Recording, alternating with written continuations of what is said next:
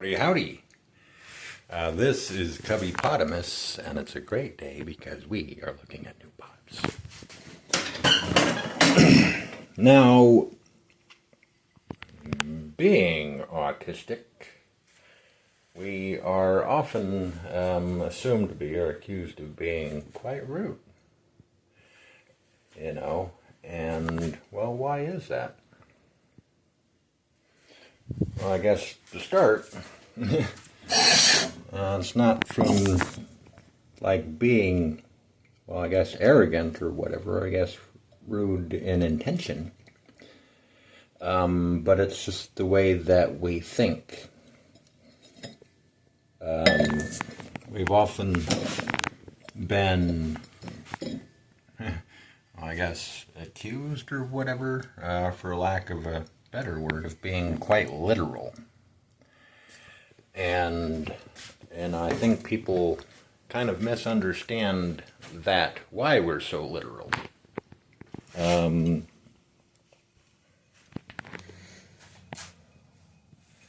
To me, I guess, words have meanings, right? And something I find pretty frequently, right, is that people kind of change words to mean what they feel, that words change a lot, and there's a lot of arguments, that are just based on semantics. People, oh, this word, it doesn't mean, I want precise language, so I know exactly what the word means, so it fits, right? Think of a clock or whatever, have all these gears spinning. Now, if you make one of those gears out of wet clay, it'll just spin and the cogs will come off and it won't work because it's not solid, right? See how that works? And that's kind of the way language works for us, right? We want solid words because we understand how things are put together. We just see it. Right? We see how things are put together, and we want that precision, right? So everything fits. That's kind of the. That's why I guess I'm just pretty literal. Because if things don't fit, and things don't make sense, it just grinds on me. I just see it. Right, I need to understand things. I want to understand how things work, from machines to everything else, And autistic people are, I guess, maybe not critical. I don't know. We're very. Why? We're the kids that are always asking why, about Santa Claus. Well, how does Santa Claus do this? How does Santa Claus do that? And adults are like, well, why are you challenging, my authority, or not just accepting that, and they take offense. But for us, it's like, no, I see how this doesn't work. Explain this to me. I want this to make sense, right? And I think we're pretty literal because we want things to make sense and to fit together, right? And that makes us good critical thinkers. Most all the fathers of science, at least that I can tell, were autistic, and that's just kind of the way our minds work. We want to validate things, we want to understand things. We don't just pat answers, we want to understand why. And, if you have, I guess what I would call mushy-headed thinking, right? Thinking where things don't fit, it just grinds on us, I think that neurotypicals or autistic people are people gullible, people smile at me, I'm just stupid, and, I think they're friendly and all that. But I think that neurotypicals are more likely to be idea gullible, I think that probably a lot of autistics are kind of like me, it's like going through life watching people trying to fit a basketball in a golf ball size hole, and you can't say anything because it's rude, right? And it's like, you get so frustrated because you see all these things that people are talking about, and you see how they don't work. You see how that's impossible. And, you want to say things, but, that's rude. And, to neurotypicals, harmony is very important. To us, clarity is, right? And the idea of reality changing to fit around our emotions, no, I don't like that. I want to understand, what's real, what people really think, not just assumptions, right? And I want to see how things all just fit together. Yeah. I think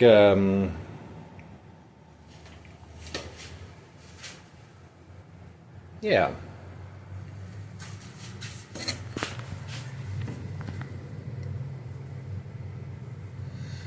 And that can lead to a lot of misunderstandings, because people are like, oh, you're so cold-hearted, or you see something, and you're like, something someone says, and you're just like, oh, well, that's stupid. And they're like, oh, you called me stupid.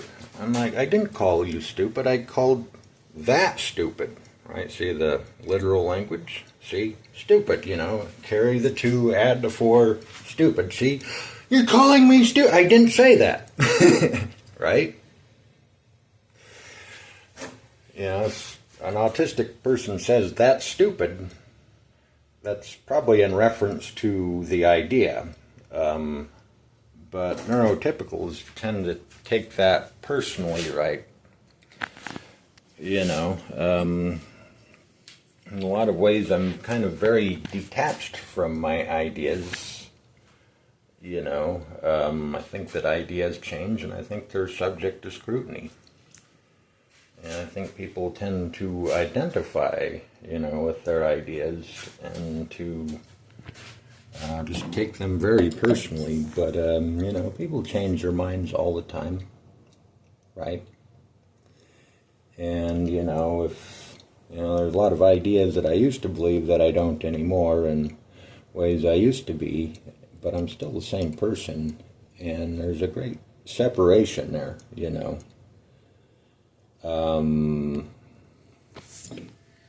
And, I don't know what that's like, thinking the way that they do, I guess.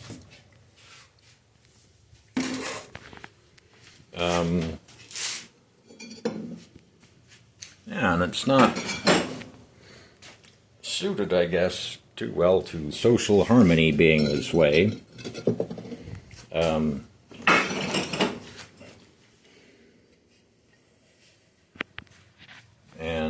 it can be kind of offensive that way, I guess, and come across that way, but it's just a miscommunication, right?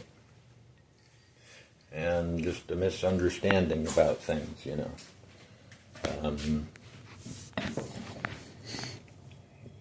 I think normal people are much better at, or they read into things, right? They read hints a lot, and nonverbal communication, they assume a lot, but when you're with an autistic person, try and take it with a grain of salt, they are not trying to be rude.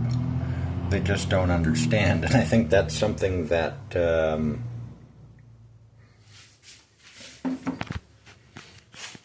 maybe people don't like, because you're trying to understand and you pick things apart that are dear to them, right? and you just kind of lay out the flaws, and they see that as an attack on your ideas or identity or whatever. Or, well, not even that. You illustrate the flaws in their ideology, and they get angry at you because that's dear to them, right? You know, it's sometimes it's not that we're rude, it's that what we're saying makes sense, and they don't like that. They get defensive because that idea is important to them. And yeah, it's like a cognitive dissonance thing, you know. We tend to protect ideas that we like, you know, and if we have irrational beliefs, you know, we have to protect them because they're important to us, right? To people. And, you know, you don't want to apply strong logic to them because, you know, the truth isn't as important as what those, you know, ideas or whatever means to someone.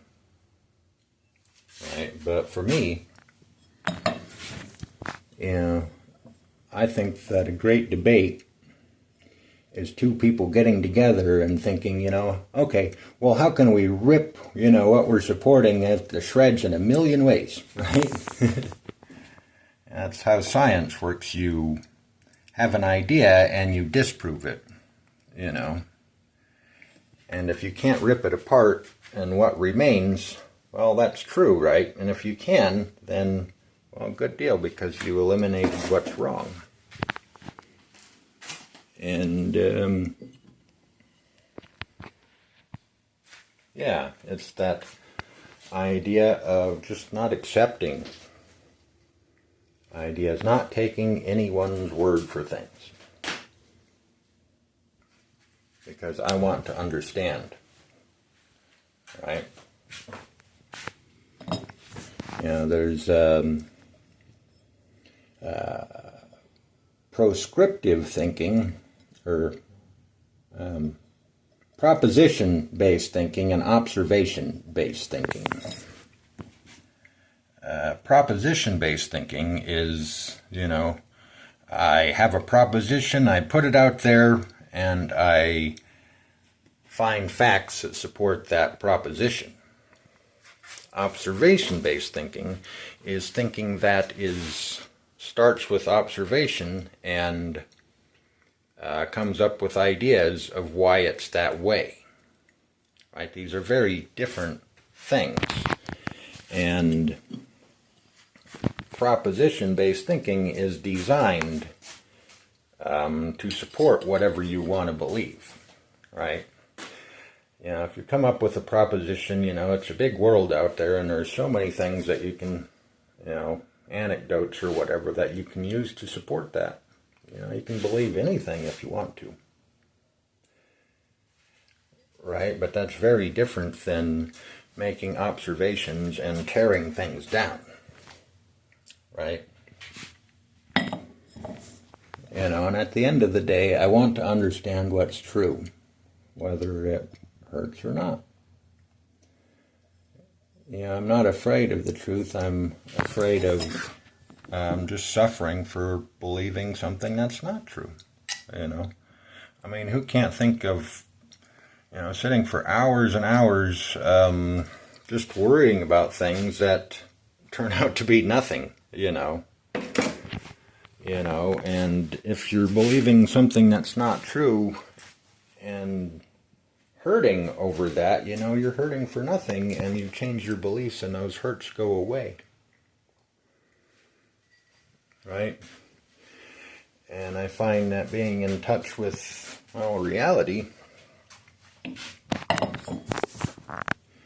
know, is a lot better than being in, you know, hurting from stuff from like a negativity bias or, you know, obsession. And I can take the facts, that's all right.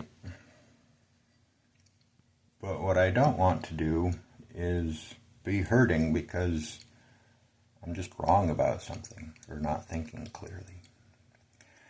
I believe that And I think, at least for autistics, mental health comes from, or is well suited when you think clearly and you understand things, and I think that the more in touch with reality you are, not only with what's going on, but in proportion, right? And, not overblowing things, I think that's just a sign of health. I think we suffer for just being imprecise, and trying to make reality fit the language we want, or we feel something in some way, so we use very strong words that aren't accurate, and it blows things out of proportion, I remember saying, oh, they hate me, and that's not true. But if you say that, your emotions will reflect that, and that's why I believe that being literal and concise is just healthy. I think even for just everyone, for normal people too. I.e. cognitive behavioral therapy.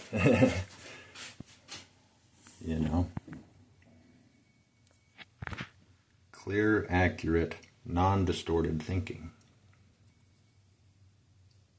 is very healthy.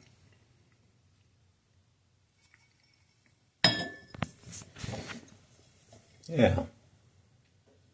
So anyways, maybe that'll give you a little insight to just why we are so literal, right? Because we want to see how things fit together, and, mushy-headed language, I call it, just doesn't stack up, we just see the holes in things, I guess, that a lot of people miss from the way that we the way we see things work, right? It's about how things work. That's why we're literal. Okay. Well, anyhow, this was cubbypotamus, and maybe I will see you around sometime.